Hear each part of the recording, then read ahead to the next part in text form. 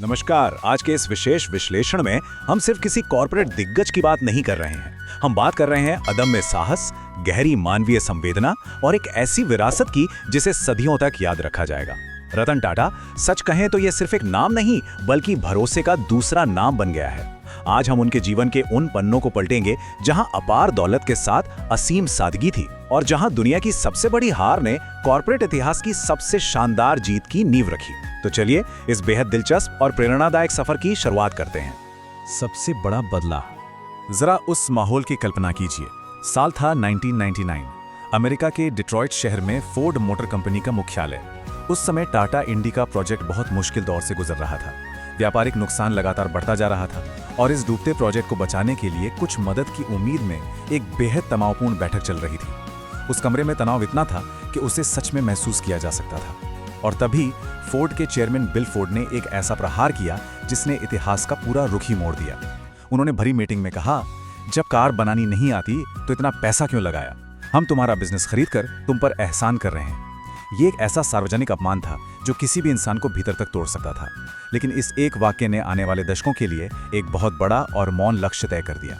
अब सवाल उठता है कि इस भयानक अपमान के बाद प्रतिक्रिया क्या हुई? बिल्कुल सन्नाटा, खामोशी, कोई गुस्सा नहीं, कोई तीखी बहस नहीं, बस एक शांत वापसी। कॉर्पोरेट दुनिया में जहां अक्सर अहंकार सबसे ऊपर होता है, वहां ऐसा संयम देखना सच में असाधारण बात है। उस रात कोई सौदा नहीं हुआ, बिजनेस नहीं बेचा गया, बल्कि उस अपमान को एक ऐसी ऊर्जा में, एक ऐसे रॉकेट ईंधन में बदल दिया गया जिसने आगे चलकर एक पूरे साम्राज्य को नई गति दी। ये देखना बहुत दिलचस्प है कि कैसे सबसे गहरे घाव अक्सर जीवन की सबसे बड़ी प्रेरणा बन जाते हैं। दौलत से बढ़कर आत्मसम्मान। तो चलिए इस कहानी के थोड़े और पीछे चलते हैं ताकि समझ सकें कि ये संयम आखिर आया कहां से। ये अभूतपूर्व शांति रातों रात नहीं आई थी। 1937 में मुंबई में अपार धन दौलत के बीच जन्म होने के बावजूद जीवन बिल्कुल भी आसान नहीं था, क्योंकि अपार दौलत का मतलब हमेशा सुकून नहीं होता। जब वे सिर्फ 10 साल के थे तब माता पिता अलग हो गए। उस छोटी सी उम्र में एक गहरे अकेलेपन का सामना करना पड़ा। और फिर 1961 का वो समय जब भारत लौटकर उन्होंने वातानुकूलित कमरों में आराम नहीं फरमाया, बल्कि टाटा स्टील की भट्टियों के पास पसीना बहाया। ये भट्टियां कोई मामूली जगह नहीं थी। वहां की भीषण गर्मी किसी को भी तोड़ सकती है। अमेरिका में पढ़ाई के दौरान भी अपना खर्च निकालने के लिए उन्होंने बर्तन तक धोए थे। ये जो विरोधाभास है ना, यही उनके जीवन की असली सच्चाई और ताकत है। ये गजब की मजबूती एक बहुत ही बुनियादी सीख से आई थी, आत्मसम्मान हर कीमत पर। उनकी दादी लेडी नवाजबाई ने उन्हें ये अमूल्य सीख दी थी। इस एक पंक्ति ने यह तय कर दिया कि असली सम्मान कभी भी विरासत में नहीं मिलता। इसे कड़ी मेहनत, पसीने और अपने उसूलों पर टिके रहकर कमाना पड़ता है। पुरानी सोच से लड़ाई। साल 1991 में जब उन्हें टाटा समूह के चेयरमैन की कुर्सी सौंपी गई, तब कहानी बिल्कुल अलग थी। उनकी सबसे बड़ी लड़ाइयां बाहर के प्रतिद्वंदियों से नहीं बल्कि अपने ही घर के भीतर थीं। एक तरफ थी पुरानी सोच जहां समूह की हर कंपनी का प्रमुख खुद को एक आजाद राजा मानता था, सब कुछ बिखरा हुआ था। और दूसरी तरफ था रतन टाटा का एकदम स्पष्ट विजन, एक ब्रांड, एक विजन। शुरुआत में इस पर भारी शक किया गया। कई वरिष्ठ नेताओं को लगता था कि उनमें जे.आर.डी. टाटा जैसी बात नहीं है, लेकिन वे बिना किसी शोर शराबे के डटे रहे और उस बिखरे हुए समूह को एक बेहद मजबूत, एकजुट ग्लोबल एम्पायर में बदल कर रख दिया। असफलताओं से मिली सीख। अक्सर सफलताओं की चकाचौंध में हम उन हारों को भूल जाते हैं जिन्होंने जीत का रास्ता बनाया था। उदाहरण के लिए एयर इंडिया की कहानी ही देख लीजिए। एयर इंडिया मूल रूप से जे.आर.डी. टाटा का एक सपना था, जिसे राष्ट्रीयकरण के बाद उनसे छीन लिया गया था। ये सिर्फ एक व्यापारिक नुकसान नहीं था, ये एक गहरा भावनात्मक आघात था।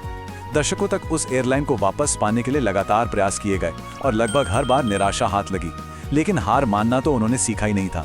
2021 में 84 साल की उम्र में, जी हाँ 84 साल की उम्र में एक ऐसा ऐतिहासिक पल आया जब एयर इंडिया की आखिरकार घर वापसी हुई।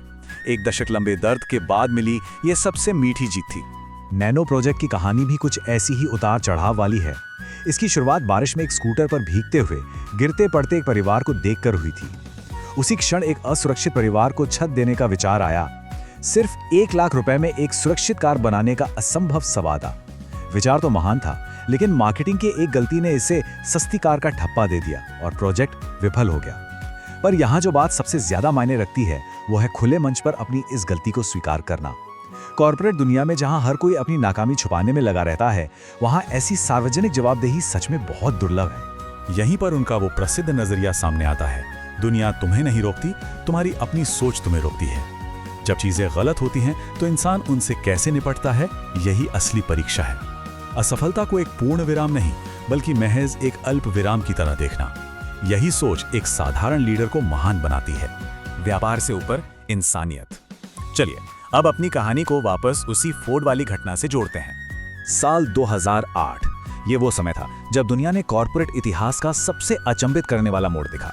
2008 की वैश्विक मंदी में फोर्ड कंपनी बुरी तरह डूब रही थी और लगभग दिवालिया होने के कगार पर थी। तब टाटा ने उनके दो सबसे आइकॉनिक ब्रांड्स जगुआर और लैंड रोवर को खरीदकर उन्हें बचाया। और तब उसी बिल फोर्ड ने, जिन्होंने 1999 में वो कड़वा अपमान किया था, कहा, आप जगुआर और लैंड रोवर खरीदकर हम पर बहुत बड़ा एहसान कर रहे हैं। एक ऐसा बदला था जिसमें कोई शोर नहीं था, कोई कड़वाहट नहीं थी, सिर्फ और सिर्फ सफलता की गूंज थी। लेकिन चरित्र की असली महानता इस व्यावसायिक जीत में भी नहीं थी। 26/11 के ताज होटल हमले के दौरान जो हुआ वो इंसानियत की एक अलग ही मिसाल है। उस भयानक त्रासदी में जब हर तरफ खौफ था, उन्होंने सिर्फ अपने होटल के कर्मचारियों की ही नहीं, बल्कि बाहर खड़े उन साधारण रेहड़ी पटरी वालों की भी पूरी जिम्मेदारी ली, जिनका जीवन उस हमले में छिन गया था।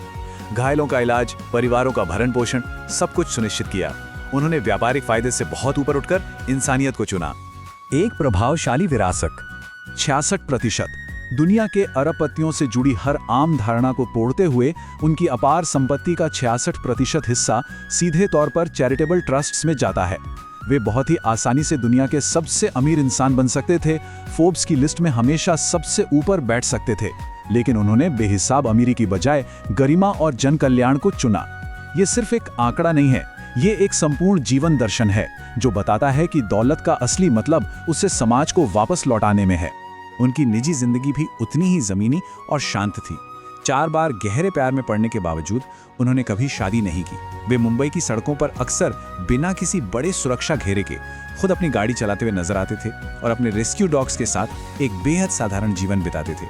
और यही कारण है कि जब 9 अक्टूबर 2024 को उनका निधन हुआ तो पूरे देश ने सिर्फ एक उद्योगपति को नहीं, बल्कि एक भावना को खो दिया। हर आंख नम थी क्योंकि वो अपनापन बेहद सच्चा था।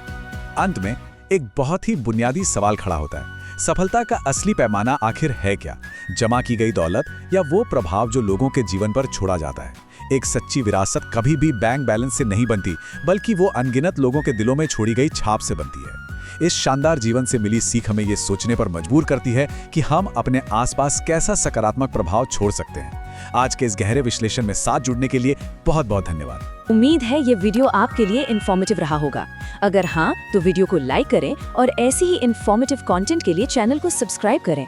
आपका कोई सवाल हो या अगले वीडियो के लिए कोई सजेशन तो नीचे कमेंट बॉक्स में बताएं। Thanks for watching.